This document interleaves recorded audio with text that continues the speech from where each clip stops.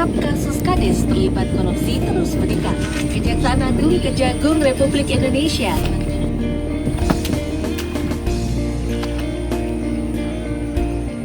Kau yang pasti cok, waya megaya malah dolanan HP. Ndak megaya kono.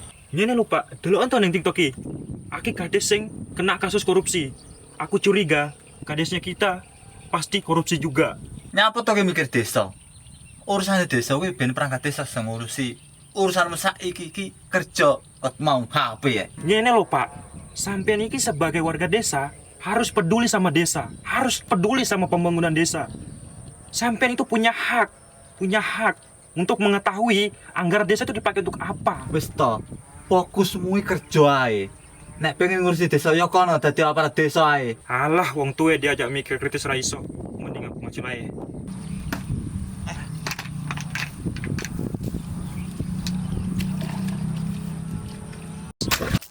Dan cocok.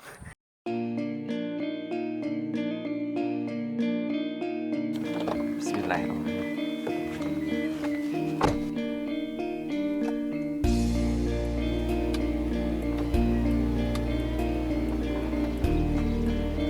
Monggo Bu. Pak. Bu, lihat itu mobilnya Pak Kades. Baru. Iya, padahal masih banyak jalan yang berlubang belum ditimbun. Iya, paling itu loh, uang desa juga itu ditilep di mobil. Padahal aku itu orang nggak punya, tapi nggak pernah dikasih bantuan sama Pak Kades. Aku lihat itu loh, ya kerjaannya kan cuma jadi kades ya. Iya, Heeh. Kok sudah bisa beli mobil? Sawah, Iya. tapi cukup Nah, ibu-ibu pada ada apa sih kok serius banget ini? Gini loh Pak Bowo, Pak Kades mobilnya baru. Padahal masih banyak jalan lubang yang belum pernah ditimbun sama Pak Kades itu. Iya kan? Nah, daripada seudon terus, mari kita datangi Pak Desa saja di kantornya. Kan toh kita sering diajak musyawarah, perencanaan pembangunan, supaya lebih jelasnya. Oh iya ya Pak ya. Oke Pak, nanti kita besok tanyakan yuk.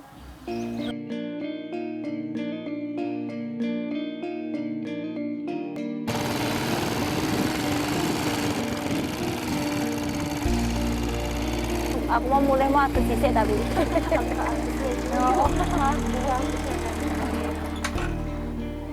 Loh Jok, pagi-pagi kok sudah ke kantor desa mau ngurus surat nikah ya? Masa baru lulus kuliah, kerja aja belum udah mau nikah. Anak istrinya mau dikasih makan apa? Apa sih Bu? Aku kesini mau ketemu Pak Desa. Akhir-akhir ini banyak kepala desa yang menyalahgunakan anggaran desa. Aku curiga Pak Desa juga gitu. Apalagi lihat mobilnya baru. Kok sama ya Jok? Sama ya, Nah, betul kan? Aku curiga juga begitu, makanya kami kesini ya Bu ya. Udah Bu, nggak usah seudon terus ke Pak Desa. Mendingan kita tanya langsung ke Pak Desa sekarang. Ayo kita. Ayo Bu, ayo kita tanya saja langsung. Iya toh, lihat ini baru saja jadi dari kepala desa, kerjaannya sudah bisa beli mobil. Mana mobilnya merek lagi, mahal.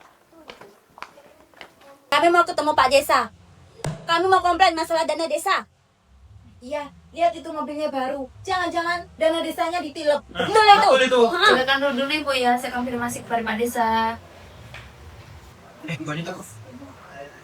Mari Bu ke aula belakang ketemu dengan Pak Kades.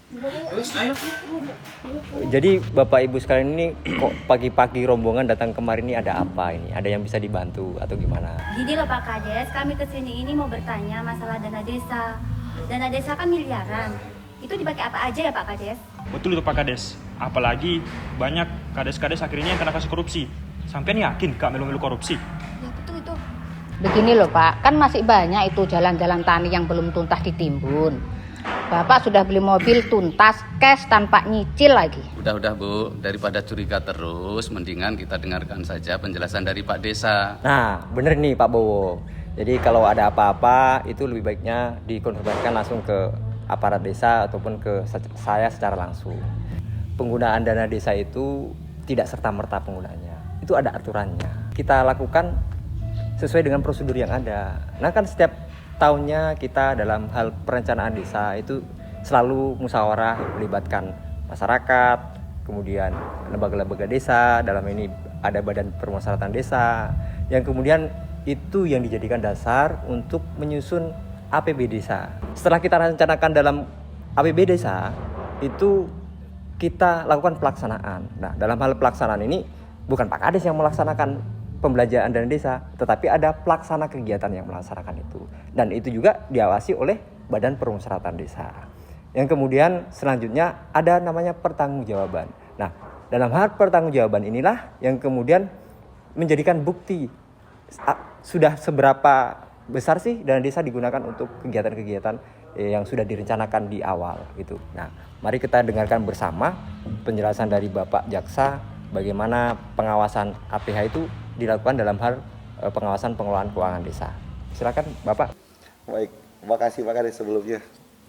Sebelum saya jelaskan, terima kasih karena sudah diterima di Desa Pontari. Kebetulan juga kita ada program sosialisasi, jadi kita mampir sebentar ke sini. Dan kebetulan juga ada ibu-ibu ini. Nah, jadi mumpung ada ini ibu-ibu yang bertanya, ya mungkin kita bisa jelaskan sedikit Ibu, bahwa saat ini Kejaksaan Republik Indonesia melalui Jaksa Agung Muda Intelijen punya aplikasi, namanya aplikasi Jaga Desa. Jadi aplikasi ini fungsinya untuk melakukan monitoring terhadap pengelolaan dan penggunaan dana desa. Nah, jadi pada akhirnya nanti tujuan utama dari aplikasi Jaga Desa ini adalah untuk memastikan bahwa setiap desa akan melakukan pengelolaan, penggunaan, dan pertanggungjawaban dana desa itu secara tepat sasaran sehingga meminimalisir terjadinya penyimpangan dan terjadinya juga tindak pidana korupsi. Jadi Bapak Ibu sekalian, saya pastikan dengan adanya aplikasi ini kami akan langsung melakukan pemantauan terhadap setiap desa terkait penggunaan, alokasinya maupun pertanggungjawabannya. Sehingga Ibu nggak perlu khawatir lagi akan terjadinya penyimpangan-penyimpangan yang Ibu takutkan tadi. Itu mungkin Ibu. Nah, Ibu-ibu sekarang sudah dengar sendiri kan, tidak perlu khawatir lagi tentang penggunaan dana desa. Kejaksaan pun ikut mengawasinya. Ternyata sudah canggih ya Bu, kita sudah dijagain dari jauh. Iya ya Jo, kalau kayak gini kan kita sudah nggak curiga lagi, ya kan? Apalagi diawasi sama Pak Jaksa juga lewat sistem yang canggih lagi. Kami minta maaf ya Pak De, sudah mencurigai. Ketika kecurigaan meracuni kebersamaan, transparansi adalah penawarnya. Dengan Jaksa Garda Desa, negara hadir bukan sekedar untuk menghukum, melainkan untuk menjaga, memastikan setiap harapan warga desa tumbuh subur tanpa dikhianati.